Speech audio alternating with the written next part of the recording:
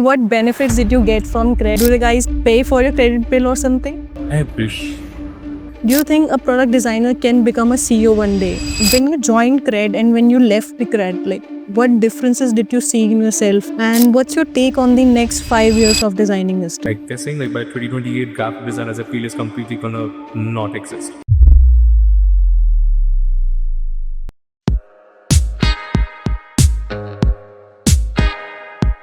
Do you know what it takes to be a lead product designer at CRED, Cure.fit, and all these good companies? Well, we'll find out in this podcast. Today we have Atul. He has worked as a lead product designer at CRED, Cure.fit, and many other companies. We'll learn from his experience, his learnings. What's his take on the next 5 years of designing industry? Is it possible product designer can be a CEO one day? Well, we'll find out in this podcast. So Atul, before we start, what benefits did you get from credit? Do the guys pay for your credit bill or something? I wish. That would be a good life. Imagine spending all your money on credit card late paper. No, I don't think anyone pays for such perks, even if you belong to that specific domain.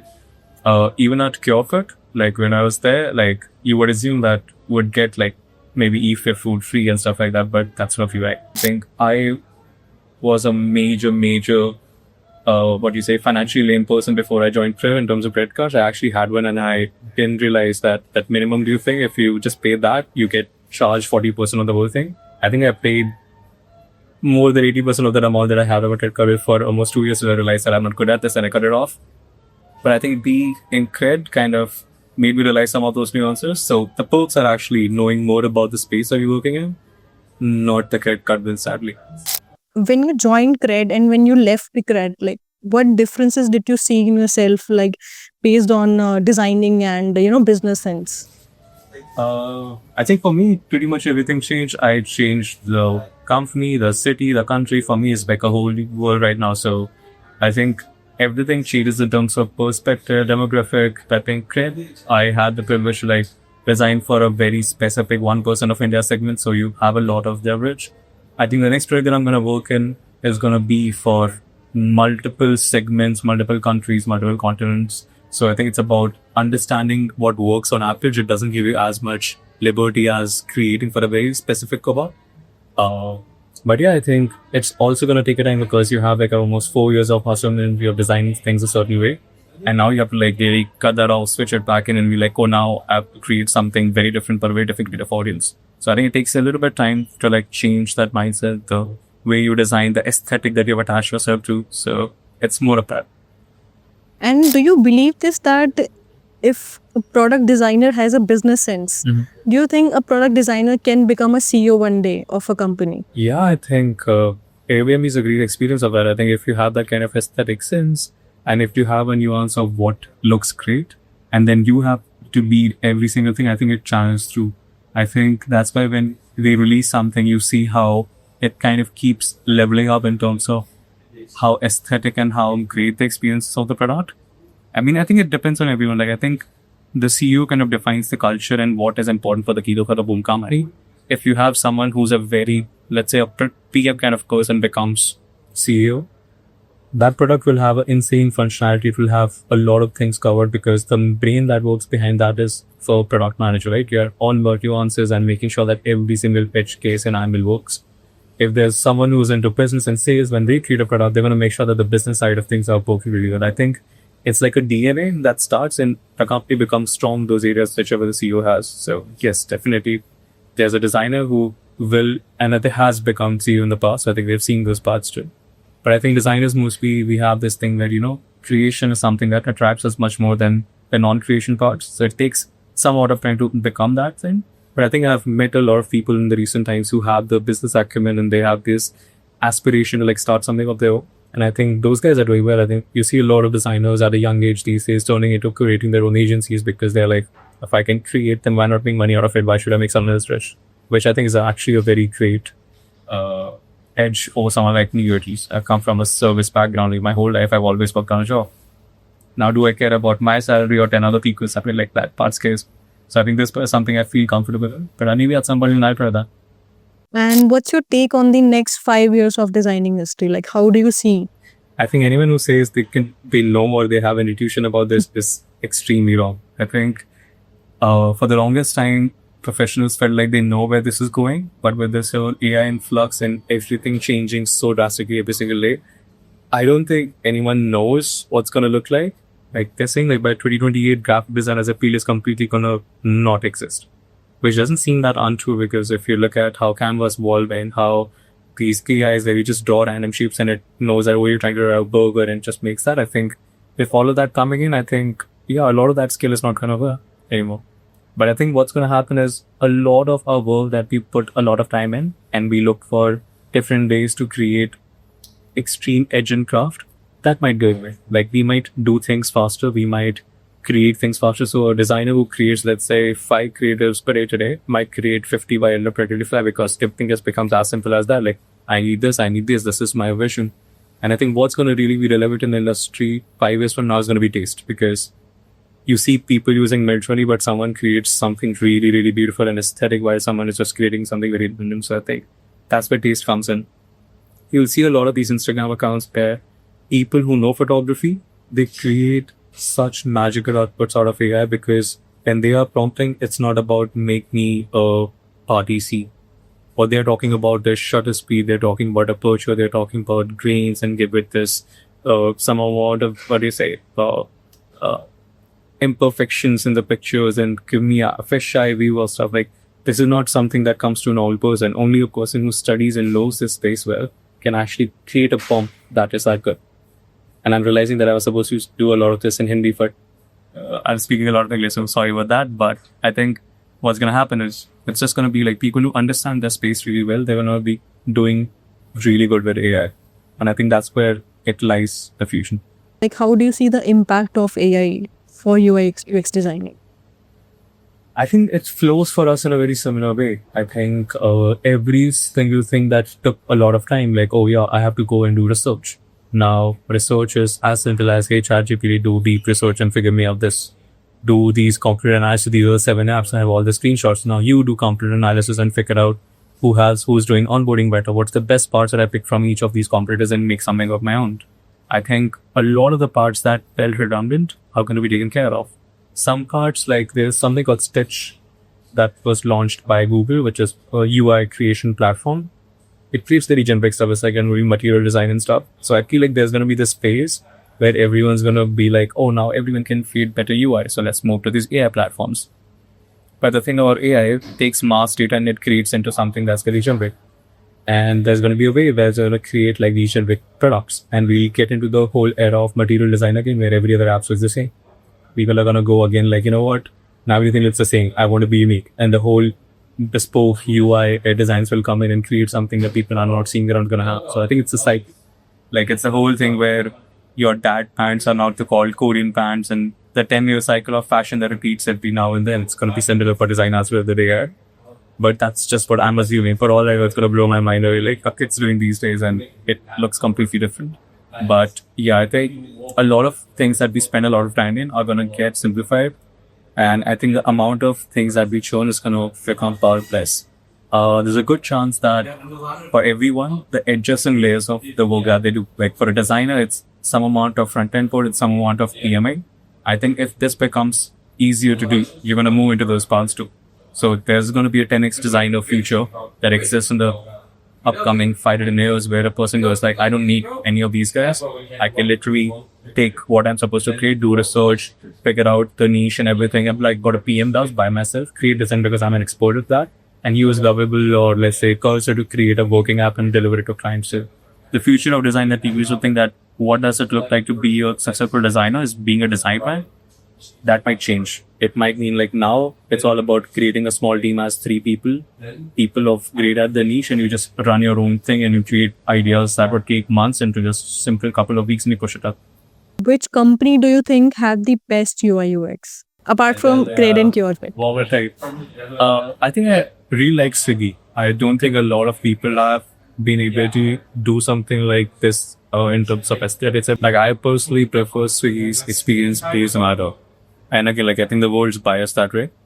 Then I think since I'm here, I think in Dubai, I think Kareem is something that I feel like it has a lot of edge over a lot of super apps that I've seen.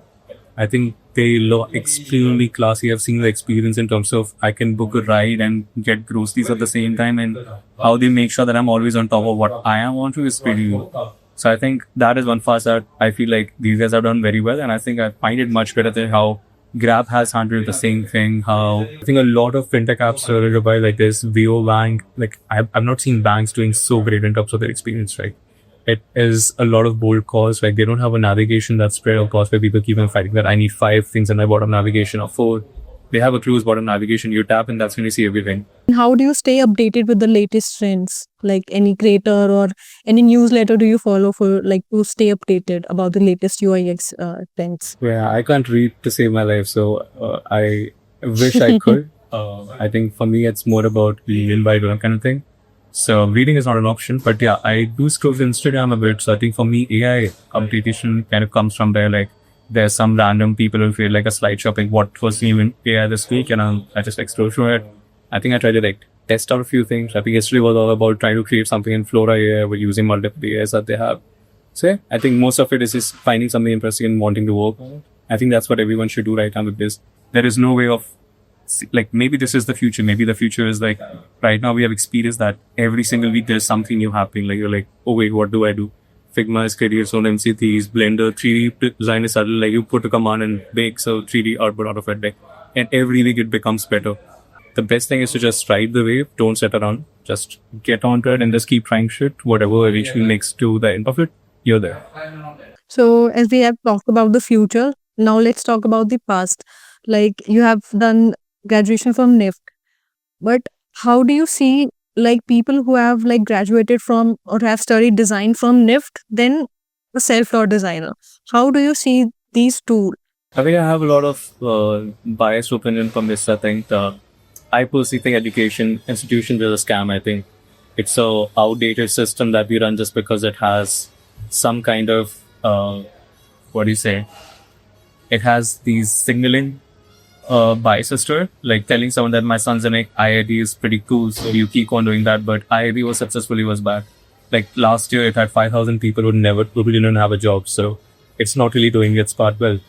Happy education system is a scam because it took your time, money, and everything. It was supposed to. It had one job: take your money and give you in return, knowing what you're supposed to do.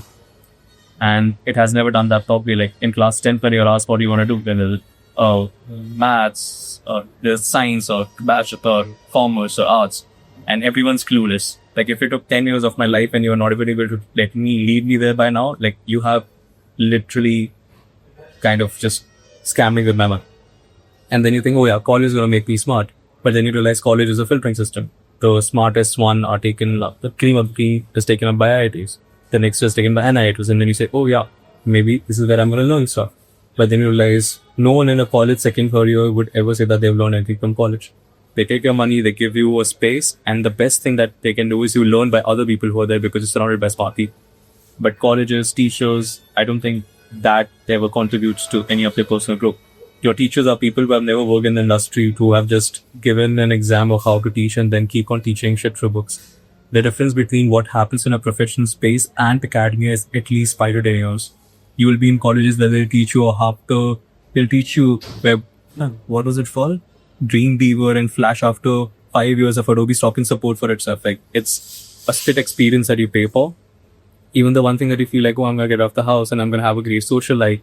Like, even that is a declining graph. The first year you party, you get drunk, you do everything, and then around third year you get a reality check that fuck, where's life gonna go? So yeah, overall it's so pure. Like with that amount of money that you give to any college, you could take multiple Spain sticks and actually learn so much just while you're on the go. So yeah, I think the only thing that colleges or any of the institution that contribute to is it gives you a space to learn from, and if you're a little bit attentive in the class, you'll know fundamentals to some extent of what the foundation looks like. But I think someone who has an edge over all of this is a self-learned designer because they are not depending on, academy or romance of what the base looks like. These people would actually learn, okay, what works right now. Like what they understand is, okay, if I have to create an app, what do I need to understand? And someone who works on that core energy for, let's say, 4 years versus 4 years of being in a space which was going to tell you that, oh, just because you're in the foundation program, let me tell you how to be with some. But you are in fashion communication, Like that has nothing to do with knowing how to read. But just because I made a course 10 years back, I'm just going to make you do that. So you waste your time in that, and then you go ahead in that process, and you learn things in whatever element. They'll make you do test editions of like drawing shit over and over again, and they make you do typography. What if I'm never supposed to do typography? I just have to understand how to match two fonts together. No one teaches you that. Like that is one thing that can actually be important things to create a UN in terms of understanding which two fonts go together.